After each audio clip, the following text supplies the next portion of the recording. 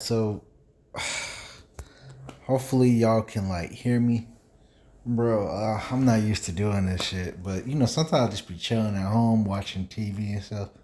All right, so look, I'm already like seeing like most of this shit, right? But all right, so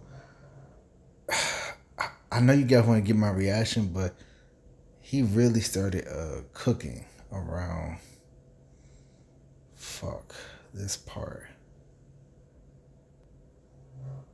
Like I'm on part three. I'm on part three. Now what they're saying is, I don't know. It sounds very convincing. I'm like, oh, it's just a kids show. Nah, bro. When I got to part three, this is when they really started cooking. Field trip? We're at 1608. So, the magic school bus is supposed to be this infinitely powerful magical contraption, right? It can go anywhere, travel through time, and change itself or anyone else into just about anything. So, who's to say that the kids who get injured or killed don't just magically get brought back to life by the bus off screen? But after Arnold comes back from being frozen in space, he acts different. In the very next episode after he gets frozen, they keep calling attention to the fact that Arnold is acting weird for some reason. You feel alright, Arnold? It's sort of explained away in the episode, but it's weird how they keep bringing it up. Miss Frizzle, I'd really love to go on a field trip, but I've got this weird feeling. And before he was frozen, we heard him say this. I wonder where we're going today. Inside a rotten log? Been there. To the bottom of the ocean? Done that. He mentions how they've already been to the bottom of the ocean and inside of a rotten log. But they visit both of these places in future episodes, and Arnold never mentions the fact that they've already been there. In fact, no one does. It's like they don't even remember these past field trips. And this show does have continuity and a precedent for mentioning old field trips. This looks familiar. Kind of like when we were in your bloodstream, Ralphie. Remember? There's something really strange going on with these kids, but for the longest time, I couldn't figure out what it was. And then I discovered something. Something so impossible and confusing that when I saw it, it honestly gave me chills. In episode 2, the magic school bus shrinks down and goes inside of Arnold to learn about the digestive system. But there's something inside of Arnold that made me question everything about this show. Something that I guarantee you wouldn't normally notice. Are you ready? Let me play the clip for you. The esophagus. It's where your food goes after you swallow. Miss Frizzle, what are you doing? Did you see it? Let's slow it down a bit.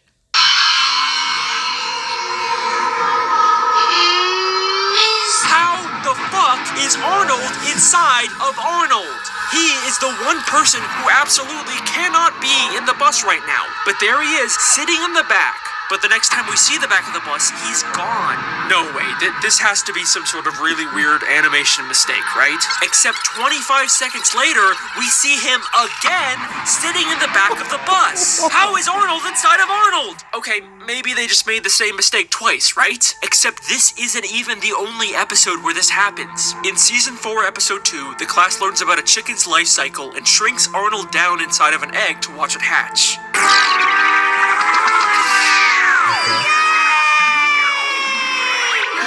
While they're waiting for it to hatch, the rest of the class goes to talk to the principal in his office, without Arnold. Except for a single shot, we can see Arnold in the office, even though he's supposed to be inside of the egg. And just like last time, he immediately disappears as soon as we cut back to where he was standing. Who is this second Arnold who keeps appearing in places he shouldn't be? That ain't his cousin either. That's when it all made sense. The magic school bus doesn't bring dead kids back to life. They replace them with identical clones. Or, how I like to call them, doppelgangers. It is no coincidence that this second Arnold showed up in the episode immediately after Arnold died in space. This is either the space Arnold's body or some sort of... He looked like that Batman villain. Hold on. He looked like that Batman villain. Like, It's no coincidence that this second Arnold showed up in the episode immediately after Arnold died. Like when he I think of like that I think what's the fucking name? Fuck, it's that ice. Oh my god, I forgot the name of it, but yeah. In space. This is either the space Arnold's body or some sort of rogue doppelganger they lost track of, trying to blend in the back of class. But wait a second. Can the Magic School Bus even create clones of living things? Like, it seems like the Magic School Bus can do anything, but we never actually see it duplicate or create something from scratch. It only ever changes things. It can turn a student into a fish, but it never creates a fish out of nothing. Trust me, I have looked everywhere in both this show and the reboot, and there is no evidence the bus can create life. But that's only because I was looking in the wrong place. Miss Frizzle's classroom is absolutely full of dioramas of human body parts. An eye, a foot, an ear, the human skeleton. But if you pay close attention to these background objects, you'll realize they're not dioramas. They constantly move and blink as if they're alive, and the only possible explanation is that they were created by the Magic School Bus. Meaning it is totally possible for the bus to grow these doppelgangers to replace the students. Every time a student dies on a field trip, they have the perfect solution to cover it up. But how often could they possibly need to do this? Yeah, the kids regularly put themselves in danger, but the closest we get to an on-screen death was Arnold taking off his helmet, and that's only one episode. Well, remember, the show itself is an unreliable narrator. They're obviously gonna cut out or recontextualize anything that could expose them. But I think they let an important clue slip in the very first episode. Remember, when Arnold came back from being frozen in space, he was sick, which seemed to carry over with how weird he was acting in the next episode. Maybe when a doppelganger is created, they come out very weak from the cloning process and have the symptoms of a sickness. Is it possible every time a character gets sick in the show, they've actually been recently replaced with a doppelganger? How else does the producer know details about Ralphie's specific sickness? What were those kids doing visiting Ralphie when he was so sick and tired? Oh, well, don't worry. He wasn't infectious. And Ralphie not being infectious would make sense if it's not actually a sickness, but the symptoms of being a newly grown doppelganger. And the same episode Ralphie gets sick, the skeleton in the classroom has a completely different outfit from previous episodes, with a different tie and no sunglasses. Maybe the classroom skeleton is where they store the body of the last dead student. It even has very similar shoes to Ralphie's. But this goes far beyond just the occasional student getting replaced. I have found evidence of past field trips that went so horribly wrong that no student came back from them alive. In episode 4, they shrink down and take a field trip into the ocean. Eventually, they get fished out by a fishing woman who I'm getting goosebumps. I don't know why. says this. Nope.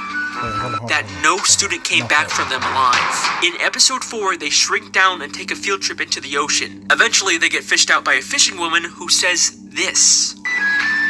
Nope. Already have a bus. Look out! Why would she have already fished up a miniature bus from the ocean? I mean, maybe it's like a toy or something, but that's not the only time something like this has happened. In Season 2, Episode 1, they explore an underwater volcano and briefly pass by a random sunken ship. Except, if you look closely, it has a figurehead of Miss Frizzle on the front of the ship. Why on earth would a random ship at the bottom of the ocean have this? Well, it looks a lot like when the Magic School Bus turned into a boat in Season 4, Episode 13, and had a figurehead of Liz, the class pet. These are the wreckages of past failed field trips where nobody returned alive. There have been countless children who have died on these field trips, but why? What is the point of all this? Who's really running the show here, and what is the true identity of Miss Frizzle? Suspect works out so she can wear the cute matching workout sets. Suspect is always working out. Who's really running the show here, and what is the true identity of Miss Frizzle?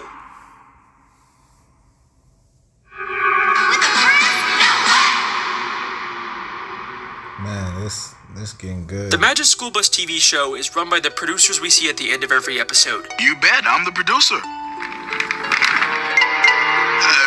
One of them. There's 2 characters who have been called producers of the show, and we never find out their names or where they came from. But do they look familiar at all to you? They have a very similar appearance to Tim and Wanda. Is it possible? Oh my god! What the fuck? Those are actually, but do they look familiar at all to you? They have a very similar appearance to Tim and Oh my god, bro. Where you finna go with this? Oh, I'm convinced. Wanda. Is it possible the producers are actually the original students who survived all these years? And the similarities go far beyond just their appearances. The male producer is seen working on a bee farm that we've never seen before, but Tim mentions in Season 3, Episode 1, that his grandpa owns a bee farm. I've been delivering honey from my grandpa's bee farm all summer. maybe the producer is working on his grandfather's farm. And just like how the producer works on storyboards, we see Tim working on his comic books. The female producer has a big plush frog in her office, and we know Wanda used to have a pet frog that she loved. You know, Miss Frizzle, I was really glad when you said I could bring my best friend Bella the bullfrog to school. In fact, in Season 1, Episode 5, Wanda has to let her pet frog go to live a happier life in the wild, and we see the producer rewatch this scene and cry. Bye, Bella. I know you're going to have a good life here, but I am going to miss you. Bella! Bella! I think it is very likely that the producers are the original Tim and Wanda. But what about the rest of the original students? Maybe Tim and Wanda are the only survivors, but I did find this guy working at a carnival in Season 2, Episode 10 that looks a lot like Ralphie. And I could also totally see Ralphie growing up to work at a carnival. But then what about Miss Frizzle? Even though we see the producers running things at the end of the episode, it seems like Miss Frizzle is also in charge of the show. You really expect us to believe that Mikey had the power to actually knock the belt clear off the hammer slammer? Just between us, we had a story conference about that, and it was Miss Frizzle's idea. But we know nothing about Miss Frizzle's past, and obviously she doesn't resemble any of the kids like the producers do. I mean, the closest comparison we have is Arnold with their similar hair color, but obviously Arnold is male and Miss Frizzle is female, right? And that's what I thought too, until I discovered Pickle Theory. Pickle Theory is not a theory I created, it's something I discovered while researching for this video. It stems from this weird moment in Season 2, Episode 7 with Miss Frizzle. Whoa! There's a ton of pickles in here! You caught me, Ralphie. Oh, I have a private and powerful passion for pickles. Even if I told you the context of this episode, this moment wouldn't really make sense. Miss Frizzle just has a secret closet full of pickles and a private and powerful passion for them for some unexplained reason. But this is where Pickle Theory comes in. To understand... Maybe she like pickles, you know? Maybe she like more than just pickles. I'm just playing. Pickle Theory, you need to understand that there's a common medication used in hormone therapy for trans women that has the side effect of making you crave sodium. And pickles are very salty, so they've become a common snack in the female transgender community. And Pickle Theory states that this weird moment with Miss Frizzle admitting to a private craving for pickles is a hint about her actually being a transgender woman. And I think it's a cool theory, but probably not enough evidence to win me over yet. And even if it is true, there's definitely not enough evidence to say Miss Frizzle is the original Arnold. I mean, she doesn't even wear glasses like him. But then I watched Season 4, Episode 10, where we actually get to see inside of Miss Frizzle's house for the very first time. And I found a picture on her wall that is going to blow your mind. A picture of someone who looks a lot like a female version of Arnold, right down to the yellow and white shirt and glasses. I think this is what Miss Frizzle looked like as a kid. Either she's transgender, or the cloning process can just create different gender versions of characters, but whatever it is, you can't tell me this doesn't make it seem like Frizzle is a female version of Arnold. Even her name, Miss Frizzle, sounds fake. It sounds like something she just made up because she has frizzy hair, a trait that she shares with Arnold. All of the people running the Magic School Bus show are the original versions of the students, creating doppelgangers of themselves and forcing them to go on dangerous field trips. But why? What is this all for? To make the Magic School Bus TV show and educate the kids of the world. And god damn it, it worked. Is this the Magic School Bus? Magic School Bus? Magic School Bus? Magic School Bus? Magic School Bus? Magic School Bus? Magic School Bus? In this universe, everyone knows about the Magic School Bus. It is a massive success. If you want to educate the world, then in the words of Miss Frizzle, you have to take chances, make mistakes, and get messy. Get very, very messy.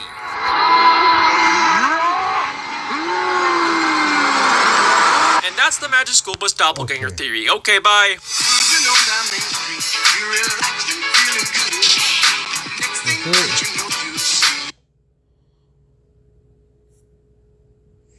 Alright, bro. Alright, fuck, man. He be doing a good job with these, bro. These be... Yo, I like this video, man. Oh, my God. Let me guys know what you guys think down below. Alright, bro. Peace.